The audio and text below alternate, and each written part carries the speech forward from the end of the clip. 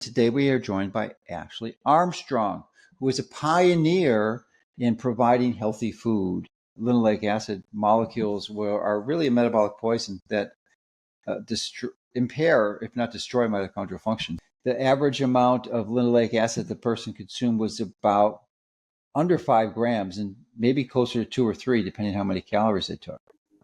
That is probably exceeded within the first few waking hours of most people nowadays. So Ashley has developed a process to make these excellent foods available without a metabolic poison.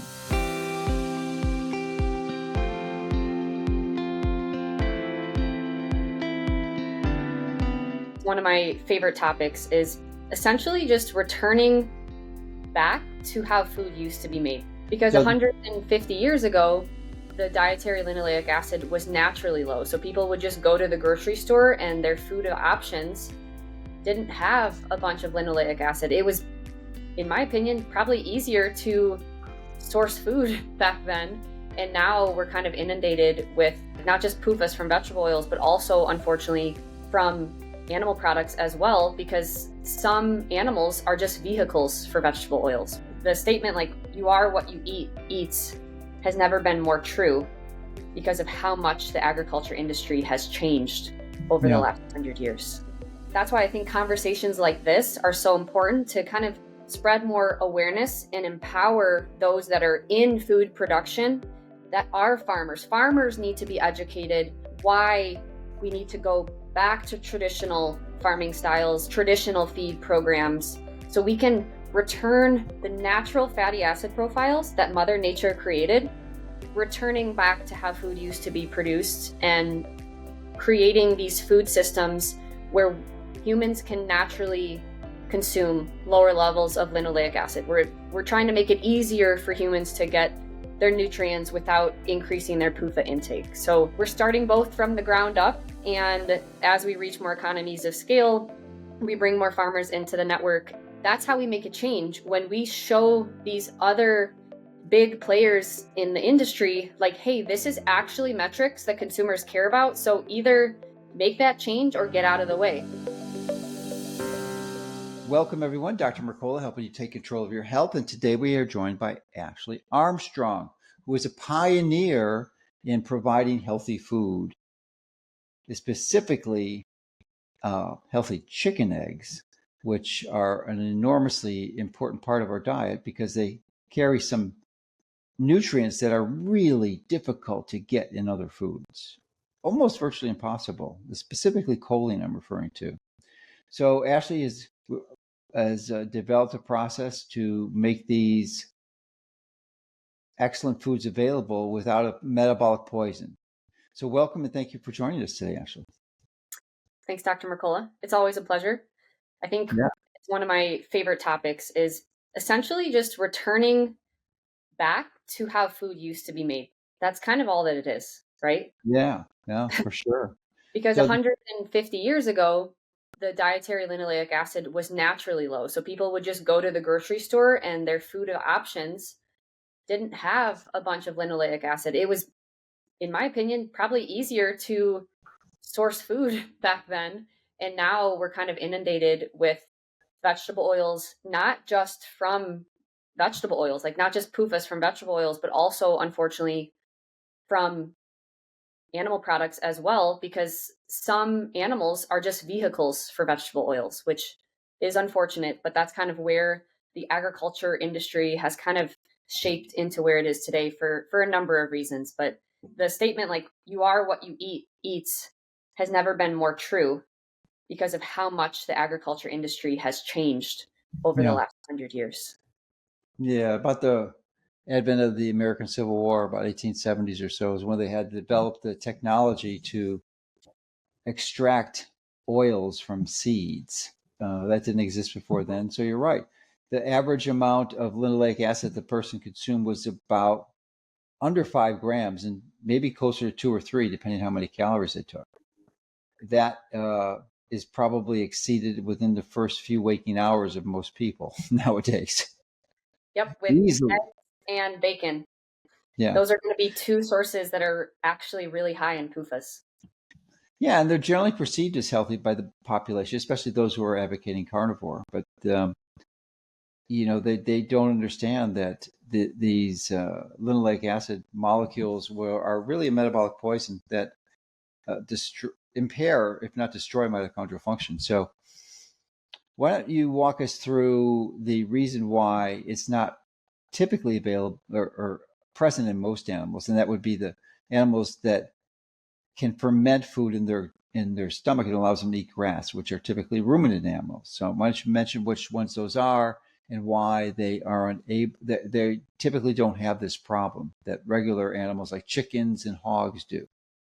So they're, in terms of like livestock, there's kind of two classifications. There's ruminant animals, so that's going to include cows, lamb, goats, deer.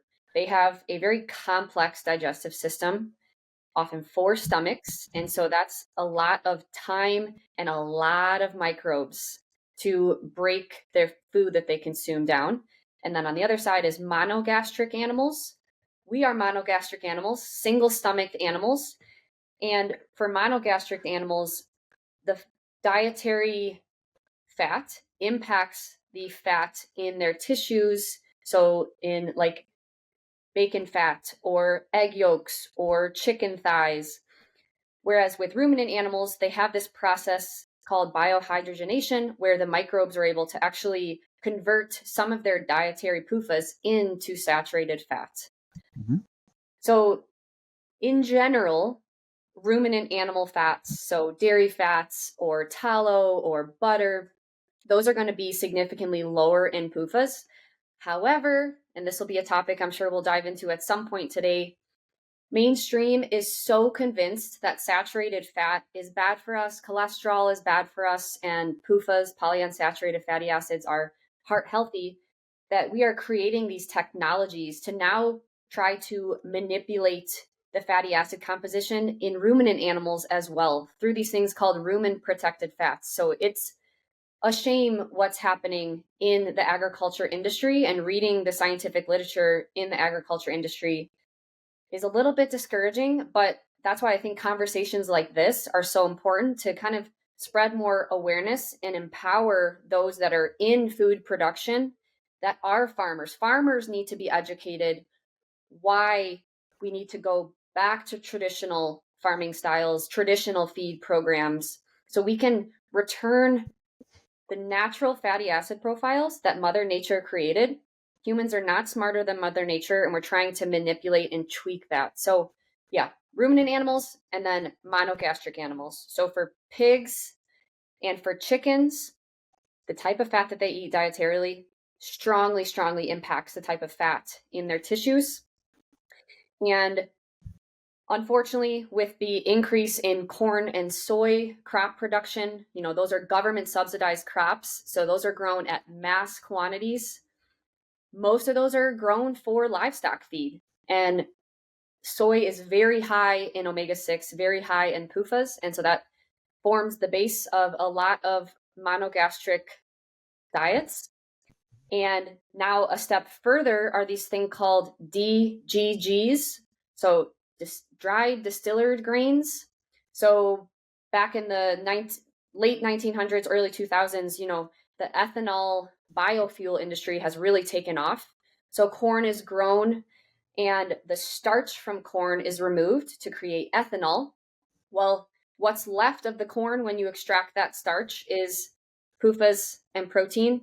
And so a lot of this DDGs are like waste products of the ethanol industry, and that's being fed to livestock across all industries for layer birds, meat birds, hogs, and even dairy animals and cows as well. And unfortunately, there are studies showing that for pigs fed DDGs, the fat composition has the same amount of PUFAs as canola oil. So we're literally transforming the fatty acid profile in our agriculture system for the worse. Yeah, and it wouldn't be so much an issue if they gave it to as much an issue as they gave it to ruminant animals, because they have the capacity to convert these unsaturated fats and PUFAs to saturated fats. It really is it's a problem when they hit the non-ruminant animals like chickens and pigs. Yeah.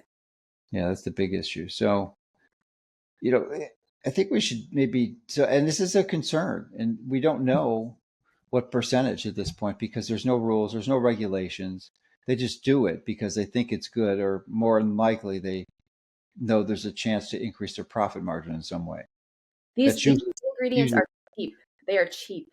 Yeah. They're a lot cheaper than the alternatives. Yeah. So, because basically most all vertebrates require some form of fat. I mean, it's really essential for structural components, but also for burning fuel. So you've got to have it. So that's the key. It's one of the keys of optimizing your health is to get the right type of fats down and composition right. And if you're leaning more towards omega-6 fat like linoleic acid, you're going to have problems, major problems. It's one of the major reasons that we die prematurely is an excess of this fat. And it really destroys mitochondrial function. So one of the most important things you can do is avoid it. And the obvious ones are seed oils and going to restaurants, which is almost as bad as seed oils because almost everything they cook there is in seed oils. I mean, if you ever go to a buffet and have a breakfast buffet, almost 100%, those omelets are made with seed oils, unless you ask them otherwise and watch them use butter instead. Now, butter is an acceptable alternative.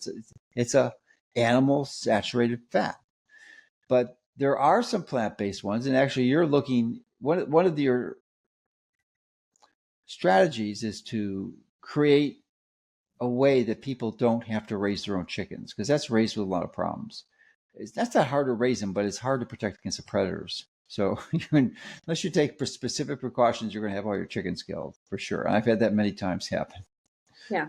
So it's a lot easier to get from someone who's doing it the right way. Unfortunately, you're in the process of developing a scaled operation to provide them to many people who can have access to them. Right now, it doesn't exist. Really commercially available low linoleic acid eggs are essentially unavailable. I mean, you do sell them, but you have a long waiting list, to get into it. So they can go on the waiting list, but who knows when they're going to be able to get some, it's probably a long time out. It's unfortunate because even there are farmers out there doing really great work, right? They're raising their chickens in a regenerative agriculture mindset, rotating the chickens out on pasture. Unfortunately, they're still using soy-based feed because that is just what is business as usual, right? And that's the most unfortunate thing about our food system right now. Business as usual is just simply unacceptable, and it's clearly leading to a decline in our health. It's not working. It's clearly not working.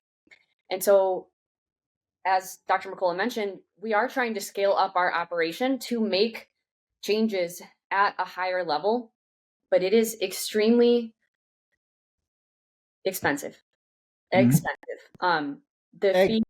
Expensive. The feed options, the feed alternatives are not government subsidized. So they're automatically a lot more expensive because government subsidized means like there's incentives for farmers to grow these crops. Let's say that they have a drought or they have like a ton of rain one year. For some reason, their crops don't work on their land. They get a subsidy back from the government. So they're more secure in producing corn and soy. It is a safer option for row crop farmers to produce that these days. It's not to the fault of the farmer at all. They're doing the best that they can to be able to pay the bills and stay alive. It's the system that is extremely messed up because, for example, raising, an alternative to soybeans like peas or various types of like heirloom wheat varieties, not genetically modified wheat, rye, these other options, you aren't going to be as secure as a row crop farmer in growing those. And so the options are just the same quantity. There's so much more corn and soy available than there are these alternative grain options for livestock feed. And so that's where the huge price difference comes into play. The feed is just simply so much more expensive. But over time, the more that consumers kind of demand these things, we can kind of level off the prices as we go on and raise awareness and I think educate and empower farmers to kind of make these decisions as well, So that way we aren't just blindly listening to these health authorities who want to tell us that saturated fat is bad for us. It's clogging our arteries. Dietary cholesterol is killing us. And instead you should be consuming vegetable oils to be heart healthy. It's maddening because those unfortunate health myths are propagating into how we produce food as well. And it's negatively changing the types of dietary fat that we consume across the board. Yeah, for sure. So, and it's not just that the challenge of obtaining foods, there's typically barriers put in place to thwart competition for innovative entrepreneurs like yourself to come up and offer a better, healthy alternative for a reasonable rate, which is hard to do because of the subsidies that you mentioned. But the other barriers are these legislative initiatives that were designed solely to benefit the first mover advantage of the people that were initially in this industry, and the barriers, the regulatory barriers they have initiated are enormously difficult to get through, and you've encountered that. So maybe you can explain your challenge with it. Yeah, I'm sure we all know the company Bayer very well. Mm-hmm. Well, Bayer sells seeds, and it also sells fertilizers, pesticides, insecticides. And so they kind of have a chokehold on the agriculture industry right now. So like business as usual is very profitable for Bayer. And of course, on the pharmaceutical side of things, business as usual is making people sick, very profitable for pharmaceuticals. And so how things are working right now, people high up, people paying billions of dollars for lobbyists to keep it like this. They want to keep it like this. It's not to their favor for us to produce low linoleic acid eggs, to not use feed crops that are sprayed and doused with glyphosate and things like that. So honestly, I think that the biggest obstacle is the feed, because the big feed mills they're so efficient in what they do that they can bring in massive quantities of the feed ingredients at the same time. They have that economies of scale that it's really hard to have at a single farm level, right? We're not bringing in truckloads, semi-trucks of feed ingredients at a time. And so the more trucking that you have in creating your feed, that automatically raises the prices. Anyone that is involved in trucking knows how expensive trucking is right now. So if there's this system set in place where massive quantities of corn and soy are trucked in at like the same time and a bunch of feed is made at the same time, that's where you can cut a lot of costs. And that's a good thing, that's advantageous. But right now, I don't have enough volume to push those types of economies of scale, right? Mm-hmm. It's just going to be more expensive as we're starting to grow and grow. But the more farmers that we bring into our partnership, I don't ever want to be like a Tyson dictatorship, like you have to do this type of thing, but it's more of like a collective partnership of farmers that are empowered, they're fed up with current system, and they're aware of what we feed our livestock impacts the nutrition of the final product. And so this collection of farmers that we may be located at various places around the country, but if we develop hubs in our area and we can create those economies of scale a little bit better, where trucking is a little bit more efficient, bringing feed to a general hub, that's where we can kind of start to lower costs over time and can get more and more competitive with the prices at the grocery store. Yeah, so I think we should address the elephant in the room, which is the cost of the eggs. Typically, for someone who's interested in doing it commercially like you are, because of the cost of the feed and the lack of subsidies of the feed, the costs are significantly higher, and most people are unable to get it locally from a mill. So then you have to pay for the shipping, and the shipping, and I've done this, is typically as much as the feed. Yeah, it's as much as the feed, sometimes even more. Yeah, because you're getting bulk sizes. You're not buying 10 pounds. You're buying typically 50 pounds at a time. Yeah, multiple bags for sure. So that adds up pretty quickly when you're shipping. we are making steps. If anyone were to log onto my website right now and see what the price per egg box, they'd probably be a little bit alarmed, right? Like, oh my gosh, No, they wouldn't be, probably. They would be, period. I'm not making a ton of money on the eggs. Like I'm No, it's almost, you're almost producing these below cost. It's not like, oh my gosh, how could you get away with, I got to do this. I got to grow some eggs and charge $20 a dozen. hey, okay, his are more expensive because the further you live away from us, the more expensive costs, the more expensive shipping costs. But we are making a number. It is my goal. It is my personal goal to lower the costs significantly over time. Like that is, we are actively making steps towards that. One thing, for example, is we're kind of optimizing box dimensions so that we can get better shipping rates. Another thing is our feed is now going to be, we're hopefully in the next couple months going to be delivered in semi trucks with an auger arm. We've been doing feed bags or tote bags for years now, and that's so expensive. And the fact that now we can potentially have the option to a semi truck, that's going to save significant costs on delivery of the feed. We are actively making steps behind the scenes. And ultimately, at the end of the day, I think one of the coolest things that can happen, and this actually happened with one individual, Dr. Mercola, from our first interview a few weeks ago. I've connected with this gentleman named Greg. Connecting feed crop, row crop farmers with livestock farmers, we need people to grow our feed. I don't have enough land to grow the crops for our livestock. So how can we build a network of farmers where the feed is grown? We don't have to have the USDA organic certification. I think that there's a number of loopholes and barriers there, but we're not going to have feed that's sprayed with pesticides. That's unacceptable on our end. So how can we have a network of row crop farmers working with livestock farmers to produce low PUFA, low linoleic acid food grown as nature intended for these livestock farmers?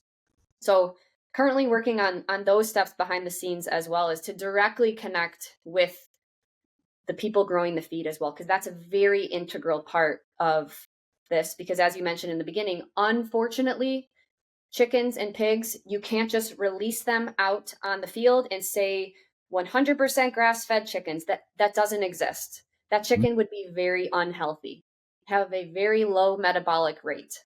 Well, they're not just eating grass; they're going to eat some bugs too, which is fine. Right. But if you live in where you do in Michigan, and it's January, the ground is frozen solid. You're not going to. There's no bugs that come through. Zero. Well, so it's Really? February 4th and it's 50 degrees outside. Well, I said last month. Yeah, last month below zero. When it was below zero. Yeah. So yeah, chickens need like a supplemental feed to give them the energy, carbohydrates, a little bit of fat, and some extra dietary protein as well. They need those ingredients to be healthy. Whereas a cow has that complex 4-chamber stomach system that can convert blades of grass into fat and protein. That's amazing. It's incredible. But chickens can't do that. Pigs can't do that.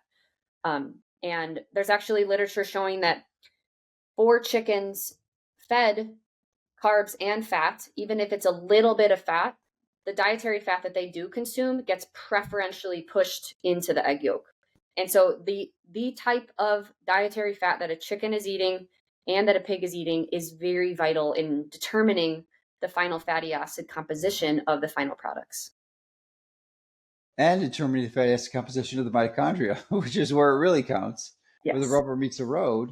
Yeah. And in so many different ways, producing metabolic water, producing carbon dioxide gas, and radically improving health in just almost innumerable ways. So it's magic when it works. And the key to remember is you want low linoleic acid. So why don't you, and egg yolks specifically, not so much the whites because they're high in tryptophan, which is a precursor to serotonin, which is a problem.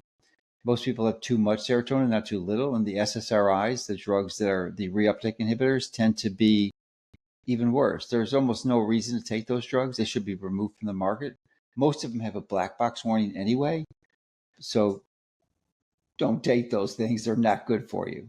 That's the unfortunate thing about a lot of the standard American diet. They think that like chicken breasts and containers of egg whites are like healthy because low fat, but they are just giving themselves so much tryptophan and missing out on the metabolism boosting benefits of those amino acids in, the skin, the connective tissue, in bone broth, things like that. But in terms of like maximal nutrients in square footage, I don't know if you can beat an egg yolk.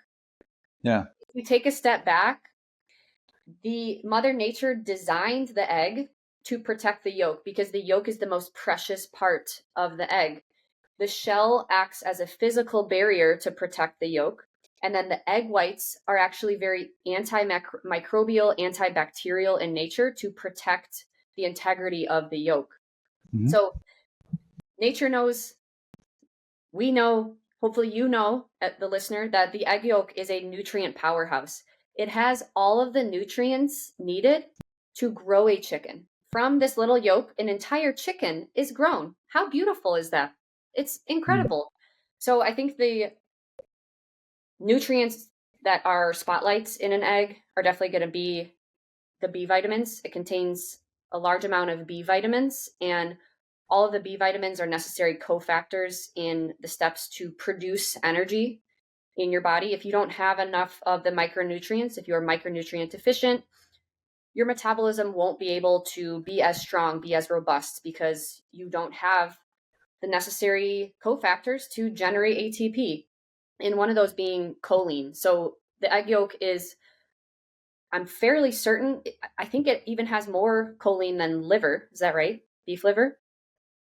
Well, it's the density of it. You'd have to eat so much liver. You could get it in there, but you'd overdose on other nutrients like vitamin A. Yep. Retinol. You would definitely consume a lot of copper, a lot of retinol, vitamin A to get equivalent amounts of choline that you can just get without nutrient toxicity concerns from an egg yolk. So choline, I think, is one of the most important nutrients that a lot of people are deficient in carbohydrate metabolism, carbohydrate oxidation. Choline is definitely a necessary step in energy production. So if you're not consuming, I think that someone should be consuming at least one egg yolk a day, truthfully. No, that it's more than that. One egg yolk is if that's all you're getting, you're going to be deficient in choline. You need more, actually. Okay, how many egg yolks is the min?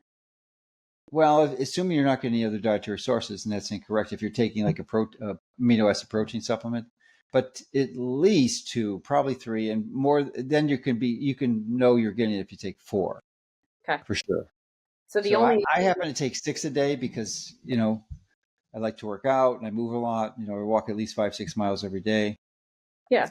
So when you move more and exercise more, you're going to have more nutrient requirements. That's the downside of it. Yeah. So you need to replace them.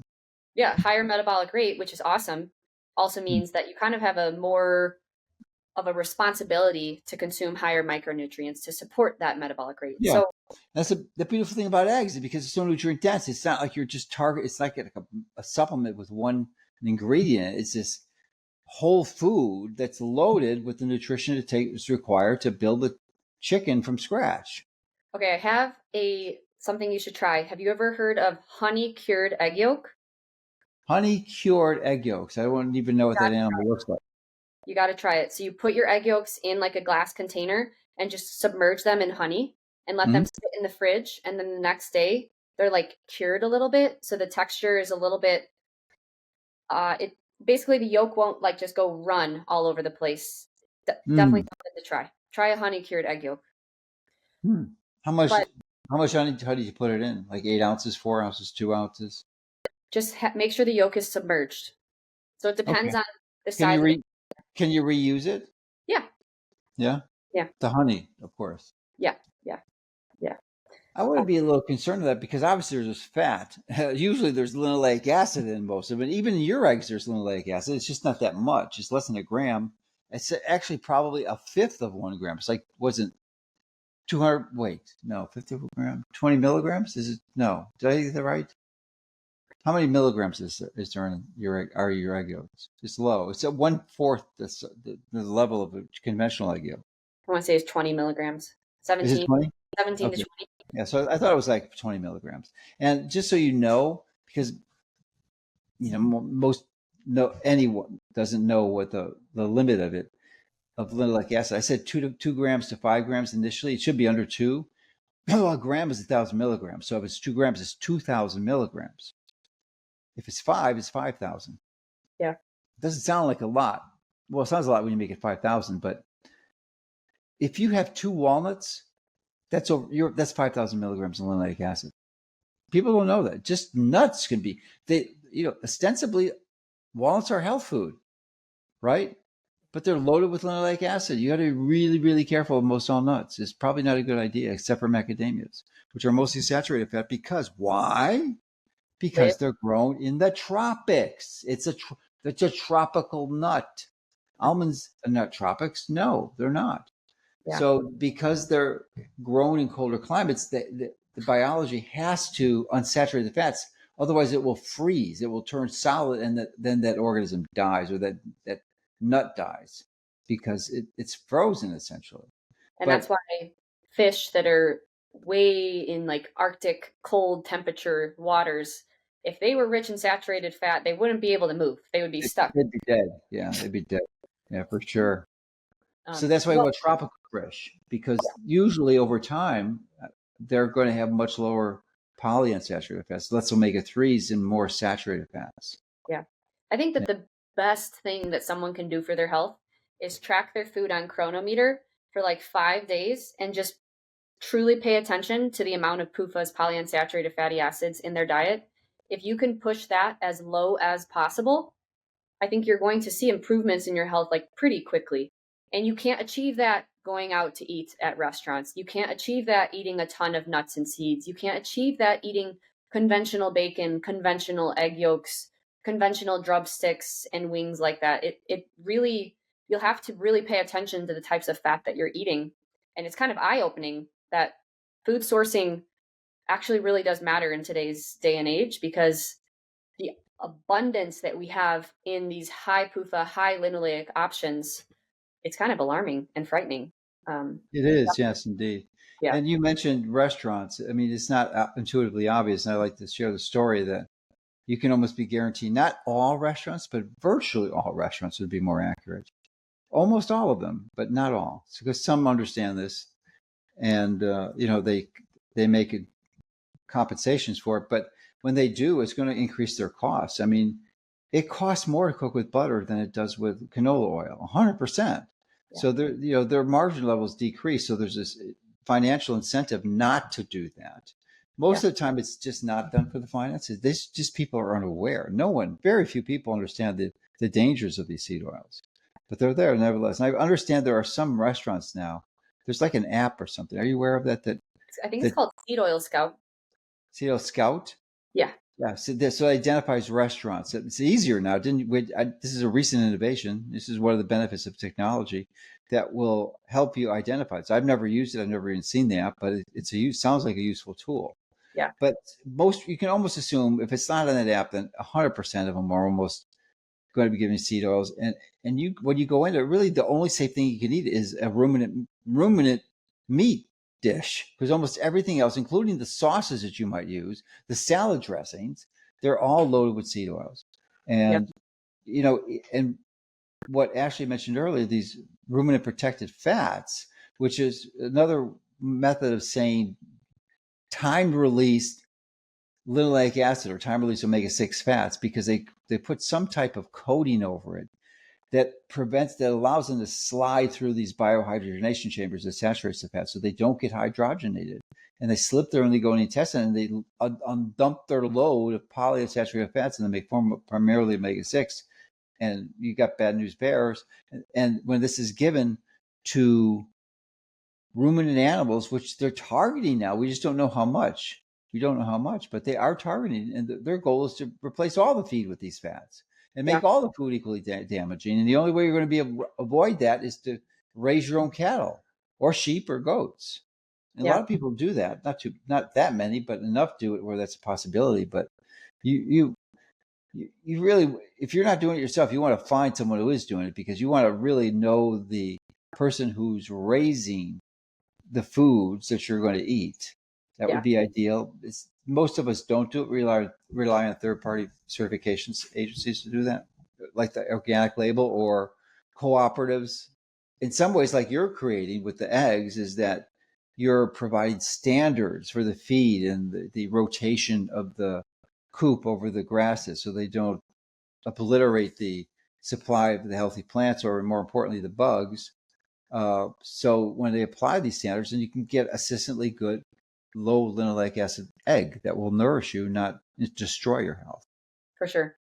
Yeah. Yeah. As we build these other hubs and networks in the cooperative, we're definitely going to be fatty acid testing all of the eggs from the new hubs to provide guarantee to the customer, like, hey, yes, this is a separate part of the country, but I am delivering my custom made feed. I am educating these farmers how we should be rotating the chickens out on pasture so that they don't obliterate the insect population, and they can spread their manure, enrich the soil, grow better nutrient dense pastures, which supports just the improvement in the biodiversity of Mother Nature in general. So doing that like fatty acid analysis testing, Dr. Mercola, that imagine having like a linoleic acid meter where you could just go through the grocery store and just like measure the fatty acid things, a fatty acid like profile of various things as you're trying to shop out. So that's kind of our goal. Yeah, unfortunately, the technology is not as simple as measuring glucose. Yeah, it's a lot more sophisticated. You almost have to do a HPLC, high liquid chromatography, to identify these fats. And then they're complex. It's not just one. It's a whole battery of them. There's dozens of them. Yeah. So, but how much does this testing cost to measure the linoleic acid? Is it like $50, $100 more? So one single test isn't that expensive, but in order to run a proper scientific experiment, you've got to have, I would say, minimum of 6 eggs. I would like to see 12 as the minimum. I think that that's a better test. So now you think about, okay, we've got 12 eggs running a test each, and maybe I think it's close to $200 to $500 each. And then you always want to have a control. So then there's another dozen of eggs. And so when we did our test, we had 3 dozen eggs. We had our own dozen eggs, and then we had eggs from a regenerative farm where the chickens were pasture raised outside, but they were still fed corn and soy. And then the third group was cage free, whatever cage free means, right? That's pretty much just chickens raised in a confinement barn, just fed corn and soy. So it can add up over time, especially the better experiment that you run and the more subjects that you include in the test. But that's my goal to do for all of the food products that we provide, our eggs, but then also all of our pork and our dairy products in Nourish Cooperative, to provide confidence to the consumer, like, hey, this outlet for food is low linoleic acid. We're just trying to replicate what Mother Nature did hundreds, 200 years ago. And I think having that fatty acid analysis validation can be very informative for the consumers, and it can allow a consumer to be a little bit more confident in spending their dollars in various outlets. So that way they're not blinded and misinformed by various labels. Like the term organic, it doesn't matter if a dozen eggs is organic. If those chickens are still fed organic soy, it's still going to have high linoleic acid. Organic soybeans don't have low linoleic acid. A conventional and organic soybean is the same. And so kind of understanding labels a little bit better and not buying expensive vegetarian fed chicken or things like that, and instead knowing how the animal was raised, what the animal was fed. I think that transparency, consumers deserve that. Yeah, for sure. Yeah, it may be wise to explore. I could probably trigger that alternative test. It doesn't have to be that expensive. I know you can test it in humans for $100. The omega test? Yes, Bill Harris's test, the omega-3 index. Well, the omega-3 index doesn't test that, but there's an upgrade to it. It only costs $100. You get a pretty complete fatty acid profile. So if they can do it on that, it's just a simple blood spot. They should be able to get the price down. It shouldn't be $200. Yeah. for sure. And I probably should talk to Bill because I think he can lower the price even more if the only thing you're interested in is omega-6 fat. I mean, it's nice to know the others. It gives you some valuable information, but it's not critical. The most important is linoleic acid. Well, And something that I do know is the machine used is actually really important. And I think that the machine is very expensive. And there's a lab at Michigan State University. They are like a fatty acid analysis lab. They like are one of the leaders in it. I know the lab like the main researcher in the lab. And so I'm in contact with her about getting a lot more tests done. We're just kind of saving up a little bit because we want to get our bacon tested, our dairy tested, and stuff like that.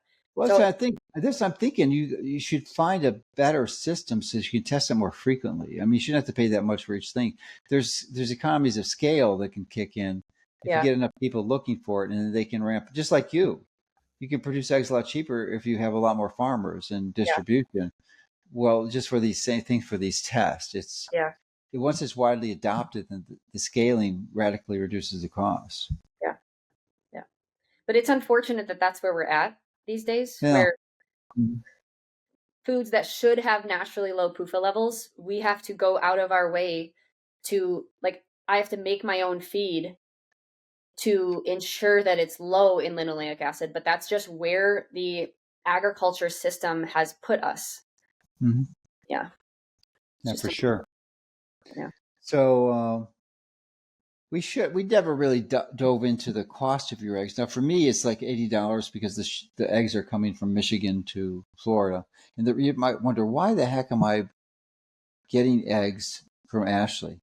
Well, unfortunately, it's called predators. I've had over 50 chickens and 4 geese killed by predators. Most recently, it was the foxes that took them out. In the previous times, it was owls, raccoons, would be other predators.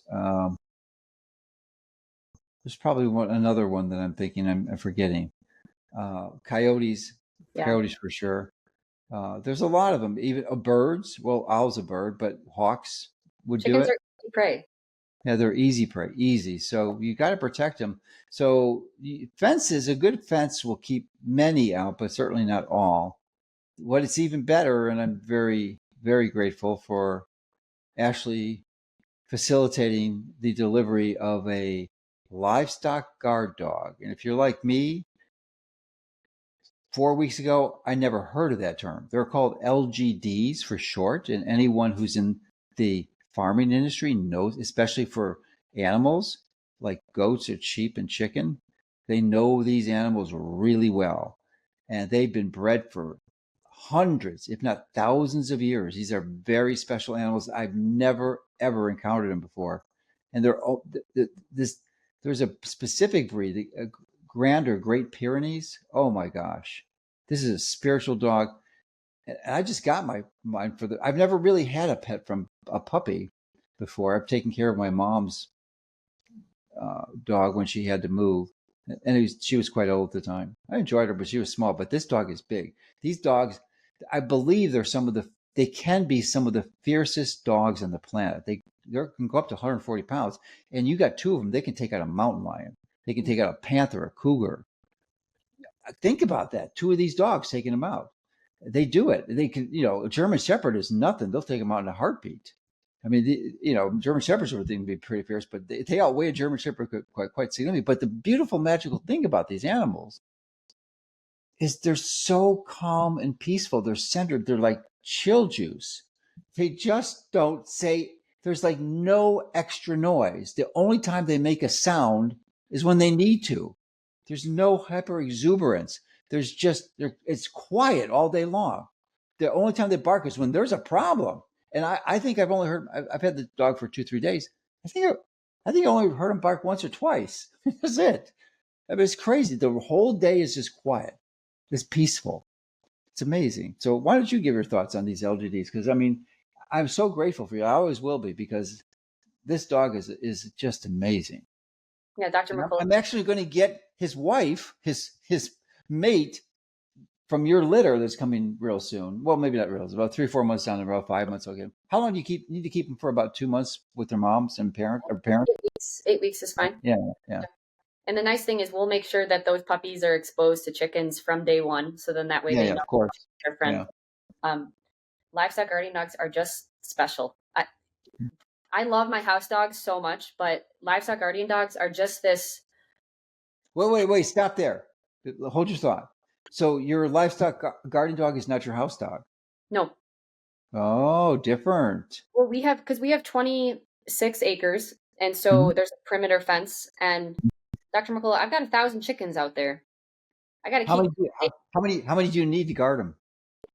I think for 1,000, I think that 2 livestock guardian dogs would be plenty. Even for 2,000, I think that we have 4. Wow. Probably a little bit too much, but Yeah, but better more than not enough. yeah. And these animals are big. They're bigger than, I think they're larger than you. Yeah. Way more than you. Yeah, they way more than you. Yeah. So they need food, and they need real special food. They're carnivores for sure. So they need meat.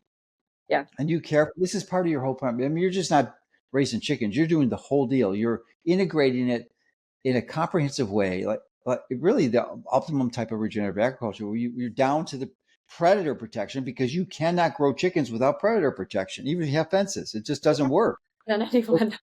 They will take them out. So you got to feed the guardians, and it can be a costly process. So you have to find inexpensive ways to feed them healthy food, because if you feed them unhealthy food, it's sabotage. They're not going to serve their role, and they'll die way prematurely. You cannot have obese or diabetic livestock guardian dogs because they wouldn't protect your chickens, right? Yeah. They've got to be fit. They've got to be agile. They've got to be thinking smart, thinking Mhm. straight. Like, you have to have healthy livestock guardian dogs to properly take care of your chicken flock. And I don't know if you've noticed this about Joy. Dr. Mercola's dog is named Joy. He provides endless joy. They're naturally nocturnal. And so they're going to nap and lightly sleep during the day while looking up for aerial predators. And then at night, they are on duty. They are walking around, protecting, looking for raccoons, foxes, whatever. And so, yeah, feeding them what they are biologically designed to eat is very important so that they can function at their best and protect the chickens. So an integral part of what we do here, and this is just something that I started way back in the beginning when I was like, costs are so high. How do I reduce costs in a way that doesn't sacrifice quality? And I was like, well, for some reason, the butcher shop by me has a bunch of extra organ scraps because humans don't like organs, and they've got meat scraps. So for the last 2.5 years, I've gone every week to a local butcher shop, picked up beef, that's important, beef, meat scraps, and beef organs. And I have these massive trash bags, and I record myself pulling these trash bags out of the back of our truck and feeding them to our chickens. And the nice thing is that the livestock guardian dogs just munch right along the chickens. So they get bones, they get calcium, they get all the connective tissue around the bones, they get the muscle meat, they get the organs. And so that's kind of an integral part of something that I'll try to set up for all of the farmers in our network, is connecting to a local butcher, because there's so much food waste. That, like, when at a butcher shop, most Americans are like, I want my ribeyes and I want my tenderloins and I want my steaks. There's so much waste in an animal that gets thrown into a landfill. So that's kind of infuriating. So how can we utilize waste without sacrificing quality? And gosh, beef meat scraps and organ scraps, that's been a really successful thing that we've done here. And it allows the chickens to get a protein boost. It allows the chickens to get a nutrient intake boost. And it really does help the livestock guardian dogs as well.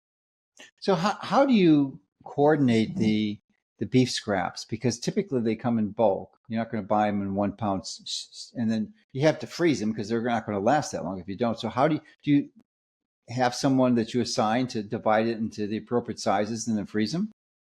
I know my butcher well, and I think that is a missing element of current food production as well, because if you take a step back, 85% of the meat that Americans eat is butchered by 4 companies. The huge 4: JBS, Tyson, Smithfield, and I forgot what the 4th one is. Cargill, maybe? Cargill, I think, yeah. And so that's a huge disconnect, right? So I know our butcher well, and so we talk every single week, and I just go weekly to pick it up. So Oh, so you don't have to freeze it then if you get it in a weekly. no, I just I tip him, and I also bring trash bags, and Yeah. it's a great relationship because he Yeah. now it costs the butcher money for garbage trucks to come take these scraps to landfill. Oh, that's sinful. You know how Dang. infuriating this is? Yeah. So you're interestingly, this is a good part of the story because you're facilitating that, Yeah. reducing this waste, reducing landfill use, and recycling it the best way possible back into the animals so that they consume that and they poop into the soil, and that eliminates the need for synthetic fertilizers Mm-hmm. and all the damage that gets done from those. Yeah. Yeah. Yeah. Yeah. So it's a beautiful cycle if you can harbor it. Unfortunately, we've perverted the whole system over the last 100 years or so.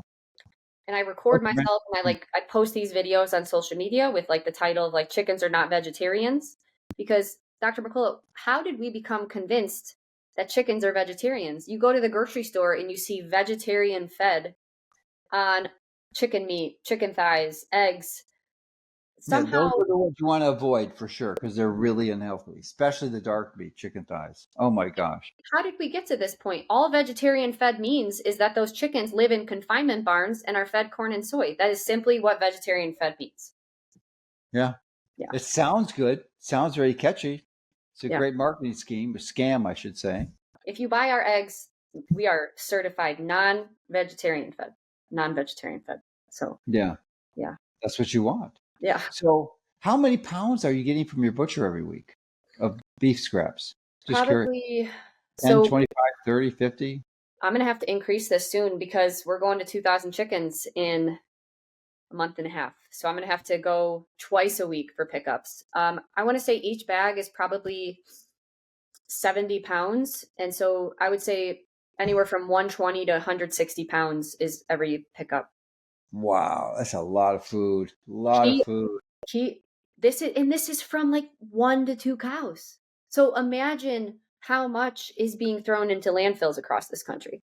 Yeah, yeah, for sure. He Yeah. actually has to use his skid steer to pick the bags are so heavy that he uses a skid steer to dump them in the back of my truck, and then I drive the truck straight out to the field and like pull them out. It's a workout to pull them out, but yeah, it's a lot. It's a lot of meat scraps. Mm. Yeah. Wow. It's surprising because a lot of these butchers have recognized that there's a market for that, like some of the organs and other scraps that can be made into hot dogs or Yeah. even certain types of hamburgers. But I guess a lot of them never caught on to this, and they're just don't know that there's a market for this.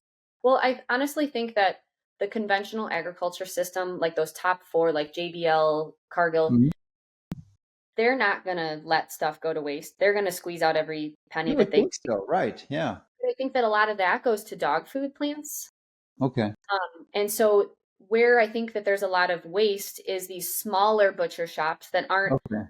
at like this huge scale. And I think that that's the important connection is working with a smaller butcher that is butchering animals from homesteaders, regenerative farms, grass-fed and finished beef and cattle that have slightly smaller volume that, a big dog food company isn't going to try to source stuff from a small butcher shop like that. Yeah, that's the piece of the equation that you figured out. There's this not a loophole, but a special niche that if you're aware of, you can leverage that to reduce the feed, which is a significant cost, and which is one of the reasons why your rates are so much higher. Yeah. But you got the shipping involved, you got the packaging. I mean, these are coming via Federal Express, and you know what some of those drivers are like, and they toss it around like crazy. But it's interesting. All the eggs I've gotten from you, I don't think one was ever broke. Yeah. So you engineered a way, and you are an engineer, by the way. You have a Ph.D. in engineering, and you chose to be a farmer. So that's an interesting story. Why don't you talk about that? So I think the timeline of this decision is important to think about because just a few years prior, I wasn't in that great of health. I was clearly struggling with mitochondrial health, energy production. I was in a low thyroid state. And when you are in a state like that, your body doesn't have the energy to expend on non-essential tasks. And making a choice for yourself is a very energy intensive process. It requires a lot of brain power. Your brain uses a lot of glucose. It requires a lot of energy. And so if I was not in a good state of health at that time, I don't think I would have made the same decision, because your mitochondrial health will impact how much energy that your body has. And making these types of decisions does require energy. It's very energy intensive. And so taking care of your health will then give you more power, more flexibility, more freedom to be able to tune into what your body actually wants. Yes, I think the brain uses like 20% of the body's energy, and I forget maybe 2% of the body weight. I don't know, some Yeah. ridiculous percentage like that. Yeah. But more importantly too, especially related to the discussion, is that one of the things that decreases cellular energy production in the mitochondria is linoleic acid. Probably one of the most important components. Other things would be estrogen and endotoxin. Those are probably the top three. And with the timeline with this decision, it had been about 2 to 3 years since I really tried to work on my PUFA depletion. And so I think I was, in a new state of resaturated tissues. I had less and less PUFA in my body. My energy metabolism was improved. And yeah, I agree. You got magic, and you were able to make some brave choices because you had enough energy in your body to do that. And that's actually why I was invited to write this book with my co-author, is because I'm an expert in this, one of the top experts in the world, and helping people understand how to do that. And you're a classic illustration of that principle in spades, that when your body has enough energy, and you illustrated it, you demonstrated before and after. And after you did that and you got that cellular energy back, you were able to make these choices. You couldn't do it before. No matter how much you desired, you did not have the fuel to make that type of choice or even think about that choice. It was not going to happen. So this is the reason why we make these decisions to engage in eating healthy foods and avoiding toxic ones like seed oils. So health and wellness had always been like a big question mark. I tried all these different fad diets. And in graduate school, I thought that I was pursuing something that I was interested in, and that was like prosthetic and 3D printing and control engineering. And looking back, it was interesting to me, but it was definitely, I was a little bit disconnected from what I actually wanted. And I instead was pursuing what my peers and other people thought was a good path for me. And I pursued it head on, but at the end of the day, I realized I actually wasn't happy, and it actually wasn't what I wanted to do. And so along the way, I figured out about regenerative agriculture. I volunteered at local farms, and Dr. Mercola, it was just what was keeping me up. It was what excited me, what I spent all my free time on. I just got so obsessed with food production.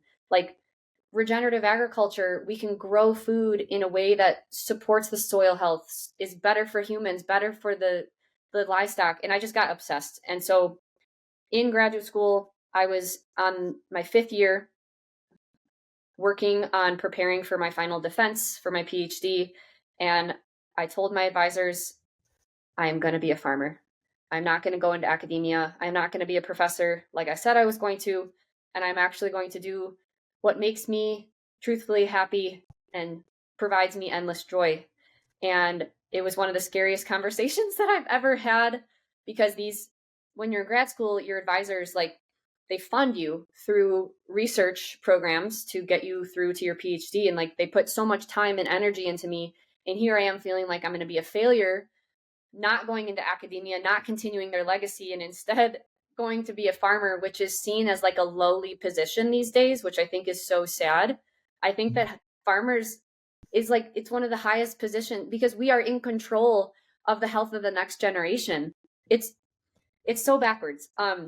And yeah, so when I finished my PhD, moved to a farm, started farming. Someone gave me advice of starting with layer birds because you immediately get something out of it. You get eggs, right? So you buy pullet chickens, you get eggs right away. But at the time, I was very aware of the work of Dr. Ray Peat and linoleic acid and PUFAs. And I was looking through all the chicken feed options, and I was like, these are all garbage. Like, why would I want to give my chickens this?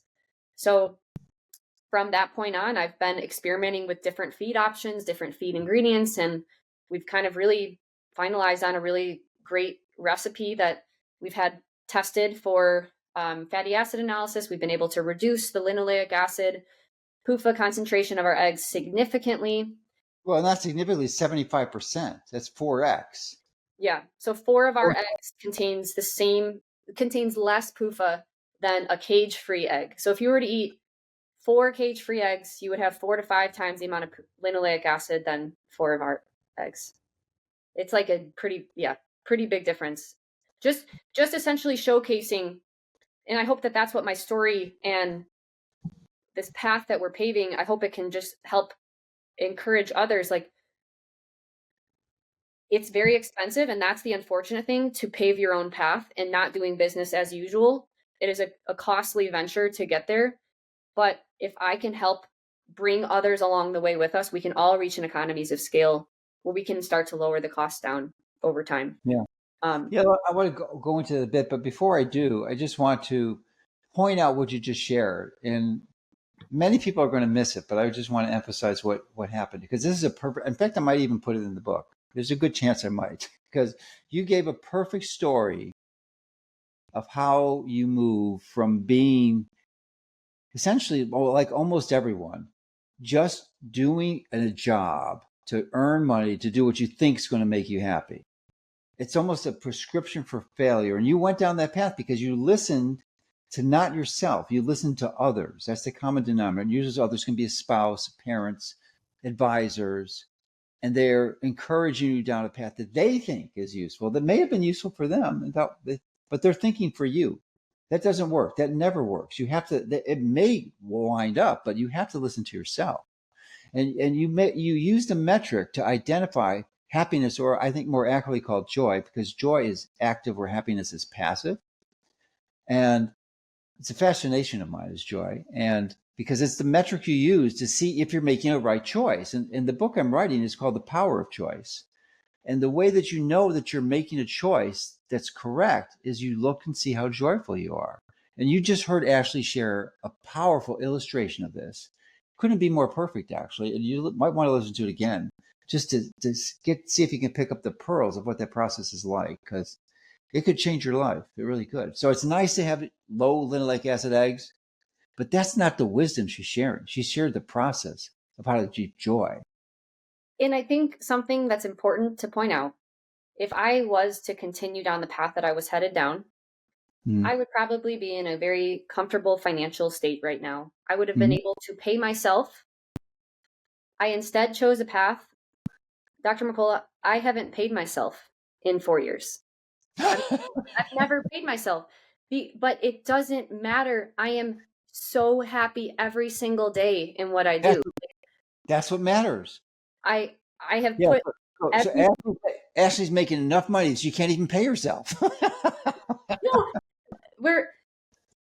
any amount of profits that we are making is going back into the business, because I care about this so much. And at the end of the day, I've recognized that for me, my sense of joy is participating in food production. And if I have a role in that, and if I can change the health of our customers, that to me is extremely satisfying.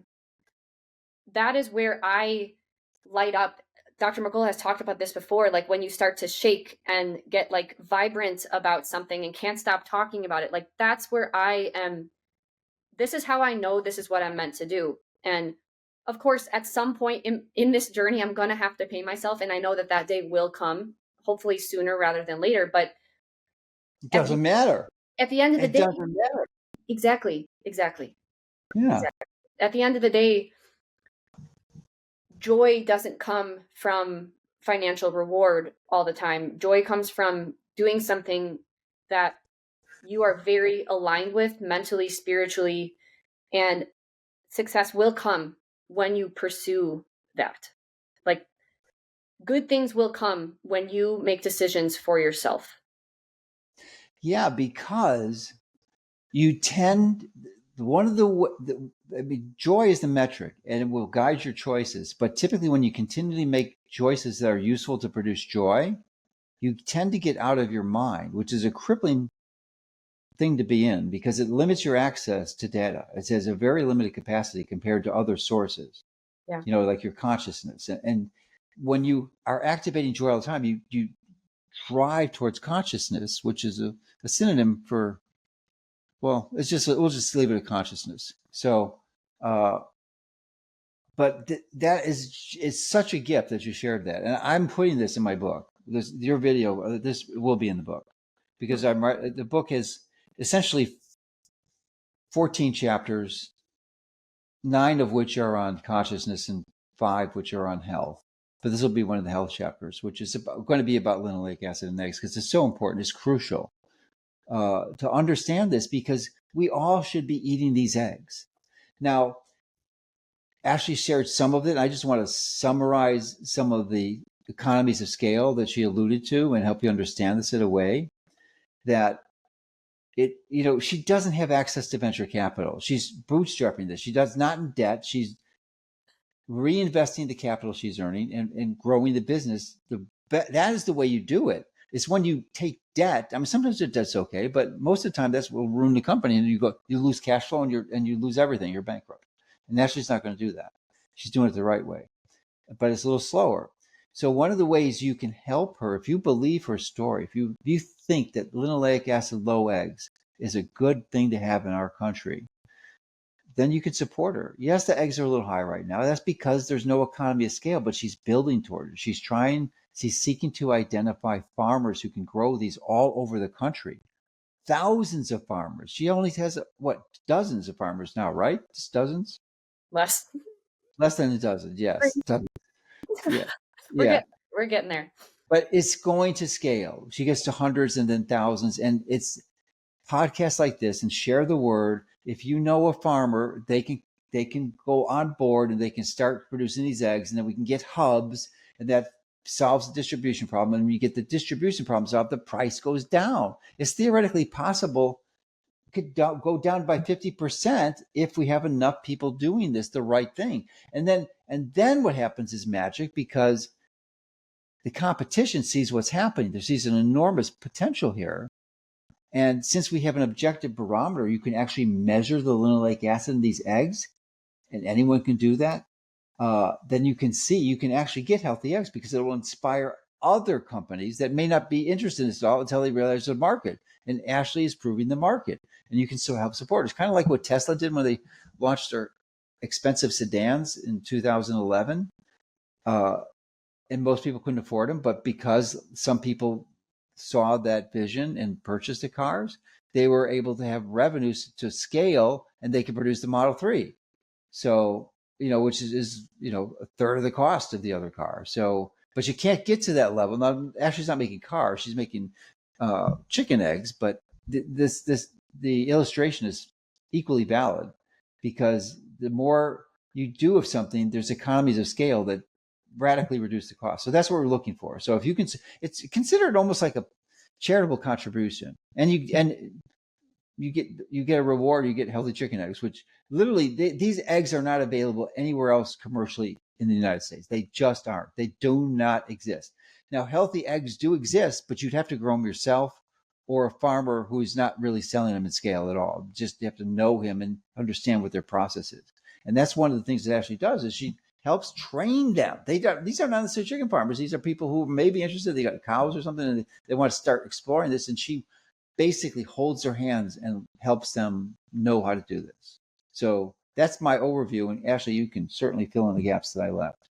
Yeah, I think we do have a wait list right now, and we're slowly increasing the number of chickens in our network, but I'm not going to do it in a confinement building way. I'm going to stand pretty flat foot on the ground and strict about like the way that these chickens are raised. Regenerative agriculture and mobile pasture raised is very important for me. And so a single farm, I don't want to have more than 2,000 chickens, because at that point, potential diseases start to come into play. You start degrading the landscape. And I don't think that that's where chickens can really be super healthy. So it's ultimately going to be like hubs and more farmers getting involved. And so you can check out our website, Angel Acres Farm. You can just search in Google Angel Acres Farm eggs, And there is going to be a wait list for the eggs right now, but joining the wait list, that's who's going to be first notified when more spots open up. We're adding a lot more chickens on our farm, which is really exciting, and getting more farmers in our network. We also have Nourish Cooperative, and so it's a sister company of Angel Acres, and that's where we are offering low-PUFA pork, bacon, ham, pork chops, and then also low-PUFA chicken meat and dairy products and 100% grass-fed beef and lamb and things like that. So that's Nourish Cooperative, and they're kind of sister companies, and the goal of both is returning back to how food used to be produced and creating these food systems where humans can naturally consume lower levels of linoleic acid. We're trying to make it easier for humans to get their nutrients without increasing their PUFA intake. So we're starting both from the ground up, and like Dr. Mercola said, as we reach more economies of scale, we bring more farmers into the network. And I really like, that's how we make a change. When we show these other big players in the industry, like, hey, this is actually metrics that consumers care about. So either make that change or get out of the way. And that's when we can truthfully make a change, when we can start making the people high up in the agriculture system start to question, oh, maybe we were wrong about polyunsaturated fatty acids. Oh, maybe saturated fat actually isn't bad. And we can show that by consumer interest and where consumers are buying food from. So yeah, you vote with your dollar. Yeah. It worked in the past and it can work in the future for sure. Yeah. I mean, that's one of the ways we got interested in non-GMOs. We did this process over a dozen years ago. It works. It totally works. Yeah. You know, we first started getting into the opposing GMOs, the 99% of people had no idea what a GMO was. None. Zero. They had no clue. They thought it was a car or something. You know? So now it's a joke. Everyone knows what it is. But once people catch on and they understand, then change happens. It really is up to a partnership between consumers and producers. Yes. And it doesn't exist now. They want to separate you from the producers. Exactly. It really is up to us, like, working together to show the industry what actually leads to health. Because unfortunately, when you go through the literature and you read these livestock agriculture papers, the first line of the introduction is like, dairy is known to be a health food, but unfortunately contains high levels of fats that are not good for humans, called saturated fats. And so there's this false premise is so deeply propagated in livestock feed agriculture networks. We got to knock that out of there. We got to, like Dr. Mercola said, we got to start thinking for ourselves, being more in tune of what we actually need, not what authorities are telling us, and then blindly accepting what the conventional food system is giving us. Yeah. Well, it's all about choice. That's what we're doing. You're offering people a choice. So hopefully you'll consider that. And, you know, you can say there's other ways to get low linoleic acid if you think about it. You could be carnivore and choose to only eat ruminant animals. And that doesn't involve eating eggs, right? You could, but it doesn't have to. And you would achieve a very low linoleic acid diet, probably less than even eating eggs. But you're not going to get the same benefits. There's very little choline in meats. There's some in liver, but as we mentioned earlier, it's not the density you need. You can't eat enough liver to get the choline. It's really only available in eggs. It's the magic of it. And that's not the only nutrient in eggs. It's just not a source of choline. It's probably one of the most important sources of a nutrient. But there's vitamin A, there's vitamin K2, there's sorry? Vitamin E. Oh, there is. Is it significant vitamin E?